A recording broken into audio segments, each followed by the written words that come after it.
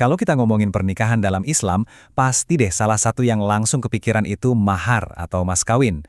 Tapi kita beneran udah paham belum sih maknanya? Sering banget loh mahar ini dianggap cuma formalitas. Atau yang lebih parah, malah salah kaprah. Nah, di sini kita bakal bongkar tuntas filosofi mahar, yang ternyata jauh lebih dalam dari sekedar pemberian biasa. Oke, kita langsung aja ya ke salah paham yang paling umum. Apa benar mahar itu semacam harga beli buat seorang perempuan, kayak transaksi gitu?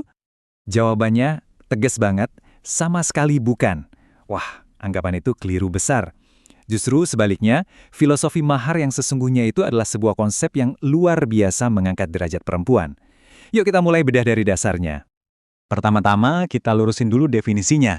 Jadi, mahar itu adalah pemberian yang hukumnya wajib dari calon suami ke calon istri.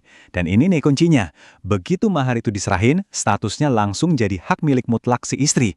Bukan buat bapaknya, ibunya, atau keluarganya, tapi murni 100% buat dia seorang. Dasarnya juga kuat banget, langsung dari Al-Quran. Ayat ini tuh bukan cuma ngomongin soal kewajiban, tapi juga spirit di baliknya. Coba deh perhatiin frasa pemberian dengan penuh kerelaan.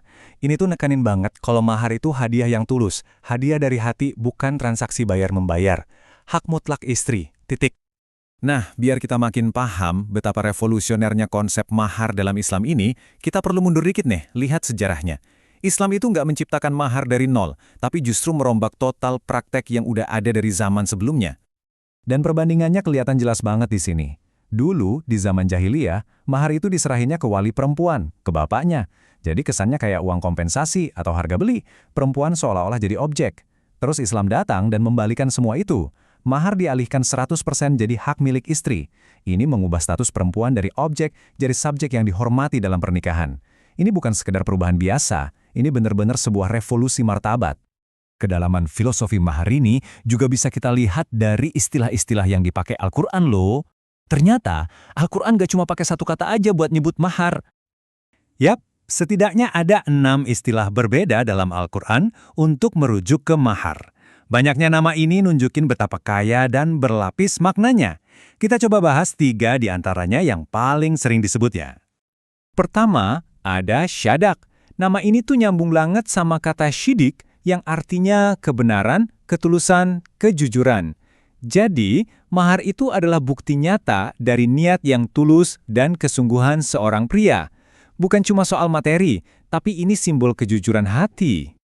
Terus ada nihlah, yang artinya pemberian tulus atau hadiah cuma-cuma. Kata ini secara tegas membedakan mahar dari transaksi jual-beli. Ini tuh murni hadiah kehormatan, bukan bayaran. Jelas banget kan bedanya? Terakhir, ada juga istilah ujur, yang artinya bisa imbalan atau upah. Tapi maksudnya apa nih?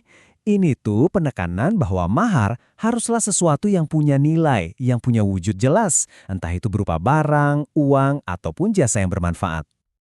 Oke, teorinya udah dapat. Terus gimana cara konsep-konsep tadi diterapin dalam aturan praktisnya? Nah, disinilah kita masuk ke pandangan para ahli fikih, dan kita bakal lihat betapa fleksibelnya syariat Islam. Coba deh kita lihat tabel ini. Kalau soal batas maksimal mahar, semua ulama sepakat. Nggak ada batasnya, bebas. Tapi, kalau soal batas minimal, nah ini ada perbedaan yang menarik. Mazhab Hanafi dan Maliki menetapkan angka minimum. Sementara Syafi'i dan Hambali bilang, nggak ada batas minimal. Apapun yang bernilai bisa jadi mahar. Fleksibilitas ini tujuannya cuma satu, biar pernikahan itu jadi mudah, bukan malah dipersulit. Lalu muncul pertanyaan, mahar harus berupa barang atau uang? Ternyata enggak juga. Mayoritas ulama ngebolehin mahar itu dalam bentuk jasa, selama jasa itu punya nilai yang jelas dan halal tentunya. Misalnya jasa ngajarin suatu keahlian, jasa bangunin rumah, atau bahkan jasa mengajarkan Al-Quran. Ini nunjukin kalau mahar itu bukan melulu soal materi, tapi juga tentang kontribusi dan manfaat.